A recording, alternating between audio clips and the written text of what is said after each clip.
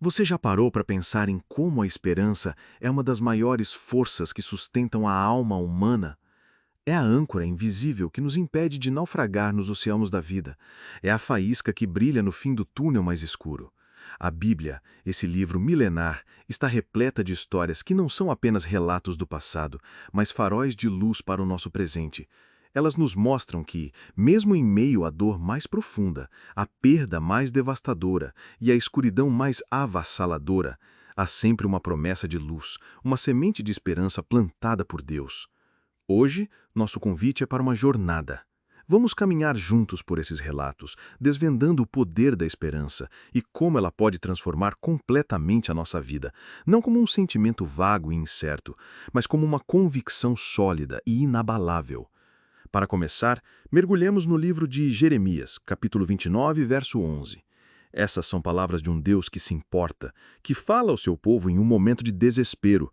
O profeta Jeremias as entregou a um povo que estava no cativeiro, longe de sua terra, longe de suas casas e de suas tradições.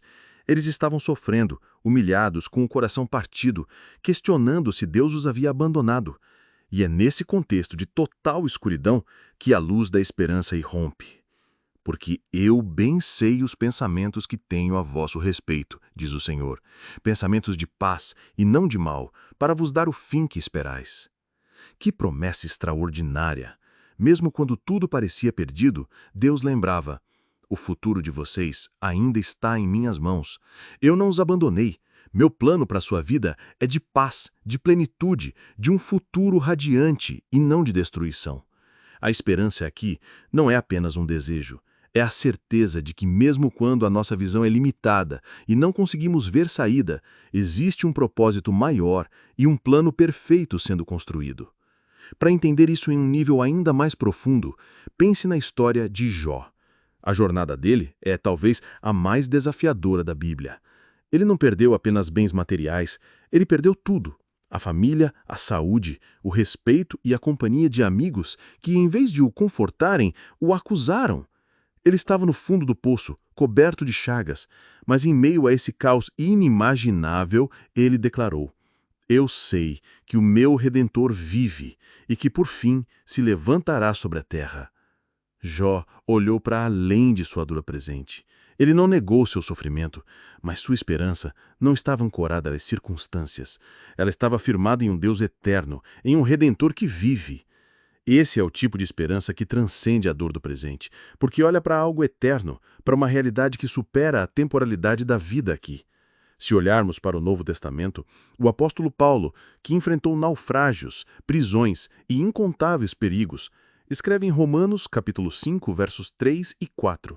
E não somente isto, mas também nos gloriamos nas tribulações, sabendo que a tribulação produz perseverança, e a perseverança, experiência, e a experiência, esperança. Perceba a progressão. A esperança não é algo que simplesmente nos é dado. Ela é forjada no fogo das provações. As dores e provas que enfrentamos não são em vão. Elas têm um propósito: moldar nosso caráter, nos fortalecer e nos levar a confiar ainda mais em Deus. Cada dificuldade superada é um tijolo a mais na construção de uma fé inabalável. Talvez você esteja me ouvindo agora e passando por uma fase de desânimo. Pode ser que o peso do mundo esteja sobre seus ombros e tudo parece desabar. Mas lembre-se, a esperança verdadeira não depende das circunstâncias. Ela depende em quem você coloca sua fé. Se a sua fé está em Deus, em sua palavra e em suas promessas, nada pode roubar a certeza de que Ele tem algo maior reservado para a sua vida. Ele tem um plano de paz para o seu futuro. Jesus, o maior exemplo de esperança, também falou sobre isso. Ele não prometeu uma vida sem dificuldades. Pelo contrário, em João, capítulo 16, verso 33, ele disse: no mundo tereis aflições, mas tende bom ânimo, eu venci o mundo. Essa é uma das promessas mais poderosas. Jesus garantiu que, embora enfrentássemos desafios, a vitória final é certa. Ele já venceu o pecado, a morte e o mal. E é nessa promessa que nasce a esperança que sustenta nossa caminhada diária, nos dando a coragem para continuar, mesmo que tudo pareça dizer para pararmos. Pense na vida dos primeiros discípulos. Muitos deles enfrentaram perseguição, prisão e até a morte por causa da fé. Eles não tinham uma vida confortável ou segura. E ainda assim, nunca deixaram de anunciar as boas novas. Por quê? Porque tinham uma esperança inabalável na eternidade. Eles sabiam que a vida aqui é passageira, mas aquilo que Deus preparou é eterno. Eles tinham um foco diferente. Não estavam olhando para as recompensas deste mundo, mas para o tesouro que os esperava no céu. Agora pense comigo. Quantas vezes você já se sentiu no fundo do poço, achando que não haveria mais saída? Talvez você tenha se sentido como se a escuridão fosse permanente e a dor infinita. E mesmo assim, algo aconteceu. Uma porta se abriu, uma palavra chegou no momento certo, uma força inexplicável te levantou. Isso é a esperança agindo em sua vida, mesmo que você não a reconheça. É a certeza silenciosa e persistente de que o amanhã pode e vai ser diferente do hoje.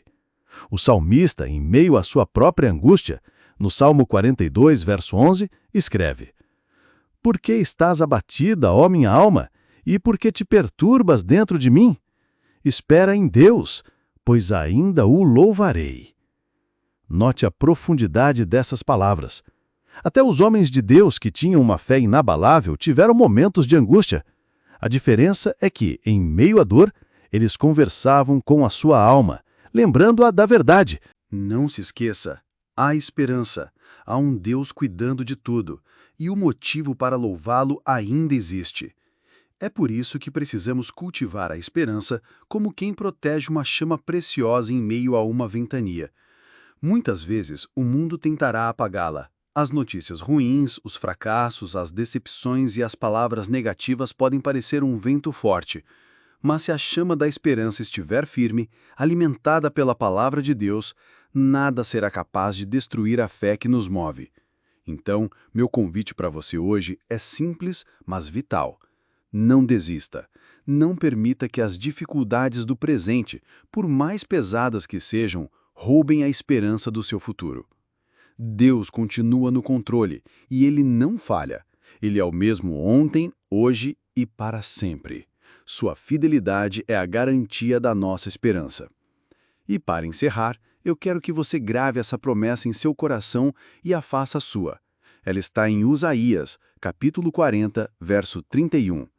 Mas os que esperam no Senhor renovarão suas forças, subirão com asas como águias, correrão e não se cansarão, caminharão e não se fatigarão. Essa é a promessa da esperança em ação. Ela não nos torna imunes à dor, mas nos dá forças para seguir, mesmo que o mundo diga que é impossível. A esperança em Deus é o motor que nos impulsiona, a asa que nos eleva acima das tempestades da vida. Ela é a certeza de que, não importa o quão difícil seja a jornada, o destino final é a vitória em Cristo.